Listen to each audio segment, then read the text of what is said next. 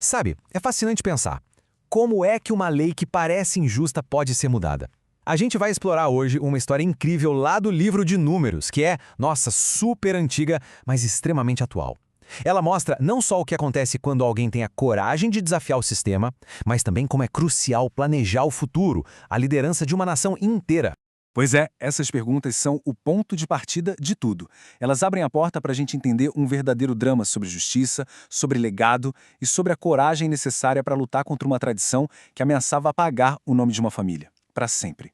Então vamos lá.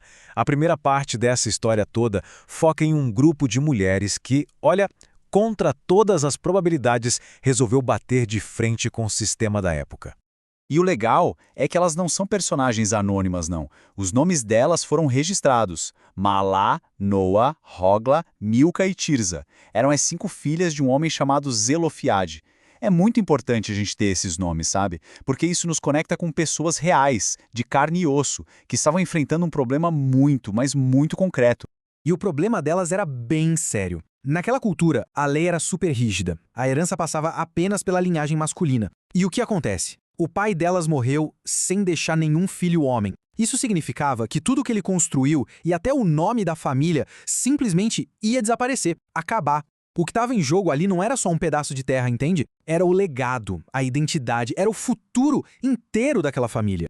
E a força do apelo delas é, nossa, é de arrepiar. Elas não ficaram só lamentando a situação, não, pelo contrário. Elas foram lá e apresentaram um argumento super lógico, um pedido claro, direto ao ponto. Elas basicamente questionaram a justiça da lei e exigiram o que era delas por direito. É de uma coragem, assim, impressionante. E aí fica a pergunta, né? Como é que a liderança da época reagiu a um desafio tão ousado? Bom, isso nos leva direto para a resolução desse primeiro grande problema da história. E é bom que se diga, elas não fizeram isso em segredo. Elas levaram o caso delas, assim, para o lugar mais público e importante que existia. Foram direto para a frente de Moisés, do sacerdote Eleazar, de todos os líderes. Dá para imaginar a cena? 5 mulheres, de pé, diante da liderança inteira da nação, defendendo a sua causa. Isso mostra não só a seriedade do assunto, mas também a confiança que elas tinham de que o pedido delas era justo. E a resposta veio rápido. Foi clara, direta. O veredito que veio através de Moisés confirmou que as filhas de Zelofade estavam certas. A causa delas não foi só ouvida, não, ela foi declarada justa, no nível mais alto possível. E esse é o ponto. A coragem daquelas mulheres gerou uma mudança real, concreta. E o impacto disso foi enorme, porque o caso delas não abriu só uma exceção. Ele criou uma lei nova, permanente, para toda a nação. A partir daquele momento, o direito de herança para as filhas foi estabelecido oficialmente. Isso protegeu dali para frente incontáveis outras famílias de passarem pela mesma situação. Mas assim que esse problema da família é resolvido, um outro desafio, dessa vez muito maior, surge. Um desafio em escala nacional. É uma espécie de paralelo, sabe? Assim como a família de Zelofeade corria o risco de perder seu legado, a nação inteira agora encarava um futuro totalmente incerto, sem um líder à vista. E é exatamente aí que a gente entra na segunda parte da nossa história. Agora o foco muda para Moisés e para a preocupação dele, que, olha só, não era com ele mesmo, mas sim com o futuro do povo que ele liderou por tantos e tantos anos. E o contexto aqui é fundamental. Moisés, depois de décadas liderando o povo, recebe a notícia de que a jornada dele está no fim. Ele vai poder ver a Terra Prometida, mas não vai entrar nela. Isso cria uma necessidade, imediata, urgente. Quem é que vai assumir o comando? E o que é incrível é que, mesmo diante da própria mortalidade, a primeira preocupação de Moisés é com o povo. A oração dele não é para si mesmo, é para que a nação não fique à deriva, sabe? Como ele mesmo diz, como ovelhas que não têm pastor. É um exemplo de liderança genuinamente altruísta, totalmente focada na continuidade e no bem-estar da comunidade. E a resposta para essa oração não tarda a chegar. Um plano muito claro e muito público é colocado em prática para a primeira sucessão de liderança da nação, a escolha de Josué.